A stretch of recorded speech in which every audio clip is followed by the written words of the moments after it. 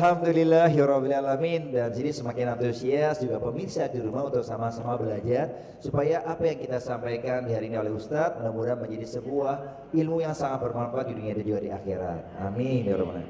Ustadz, ini memang lazimnya ya, karena kalau kita lihat tetangga kita, bahkan mohon maaf nih, biasanya ibu-ibu kalau pagi-pagi tuh habis nganterin anak-anak sekolah ya, ketemu sama ibu-ibu yang lain, batasnya baru, ini bagus dan sebagainya. Nah, ini bagaimana caranya supaya apa yang mungkin ya ada rasa hasad di hati, tapi menjadi sebuah doa yang terbaik. Mudah-mudahan saya juga pengen punya kayak gitu yang lebih bagus lagi dan sebagainya. Ya, apalagi untuk di jalan Allah. Nah, gimana cara supaya kita terhindar atau mencegah dari hasad yang buruk seperti itu? Baik ya, memang kalau tadi kita nyebut yang gede-gede, mobil ya Bu ya, rumah, nggak usah jauh-jauh, bros aja. Ya. Bros gitu kan, kecil. Kadang-kadang, ntar gue bikin yang gede, segede jam dinding ditaruh di sini.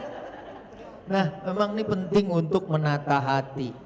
Makanya kalau tadi saya sebut surat An-Nisa, saya sebut lagi surat yang ada kata hasadnya yang paling sering kita baca. Ini dalam Muawwidzatain. Wa min syarri hasidin idza hasada. Ya, kita berlindung dari kejelekan.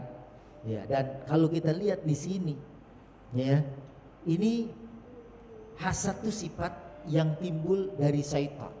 Kalau tadi ngebisikin di hati, gimana Bu? Lihat, dia alisnya cakep banget. Masih cakepan gue, dia mah panjang sebelah. Misal gitu kan. Ya. Kalau kita lihat, Qul a'udzu birabbil falaq. Ini kan kita ayat perlindungan. Ini malah tiap mau tidur kita disunnahkan baca ini, tiup ke tangan, balur ke bagian tubuh kita. Karena orang apalagi ngelihat aja Bu, kalau ngelihatnya pakai iri, pakai hasad, kita bisa kena penyakit ain. Itu hanya yang tahu-tahu sakit, nggak bisa sembuh tuh sebelum orang itu dimandiin, kita air mandinya kita pakai. Masya Allah, makanya kita berlindung.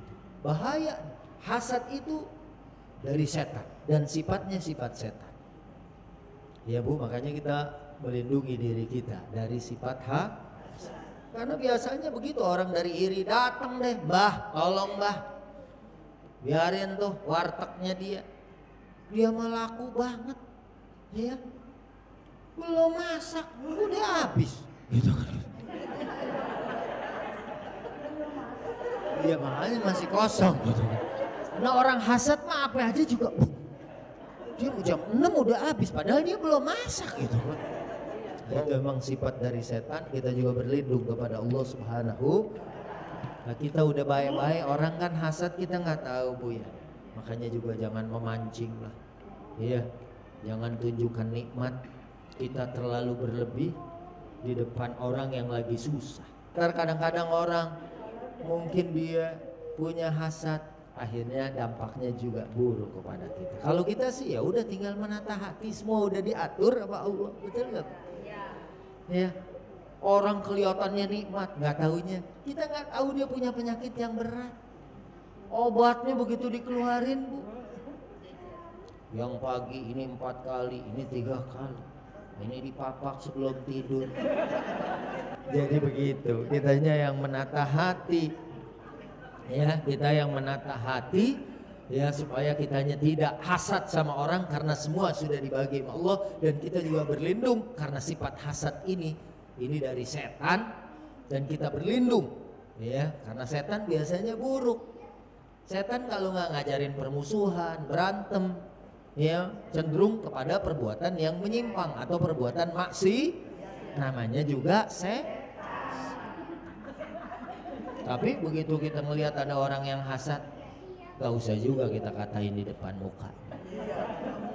Ya, nah jadi para pemirsa TVRI, ibu-ibu yang ada di Masjid As-Sakinah, bapak-bapak juga ya yang bersama dengan kita, mudah-mudahan kita mah tentram aja dah, seperti namanya As-Sakinah. Ya, ngelihat orang kayak gini, ngelihat orang kayak gitu, justru kita malah sehat kan. Insya Allah panjang umur, nggak gampang sesek napas. Ya kayaknya baju kesempitan.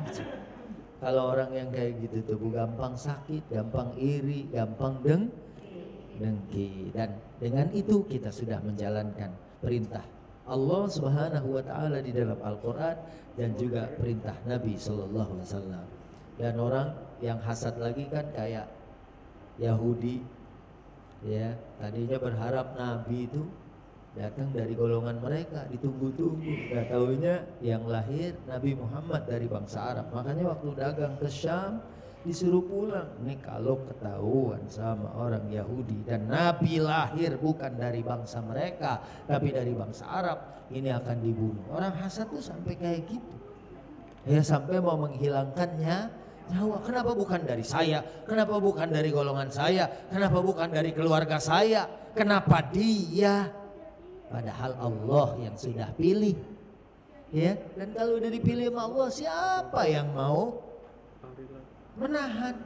Jangan dia, saya, nggak bisa. Allah yang sudah pilih. Kita hanya berusaha. Mudah-mudahan kita juga mendapatkan kenikmatan yang sama atau bahkan kenikmatan yang lebih baik dari yang diterima sama saudara kita atau sama orang yang ada di sekitar kita. Selamat, insya Allah selamat. Dan jasad kita sehat, jasmani rohani kita juga sehat, pikiran kita juga jadi pikiran sehat. Amin ya rabbal alamin.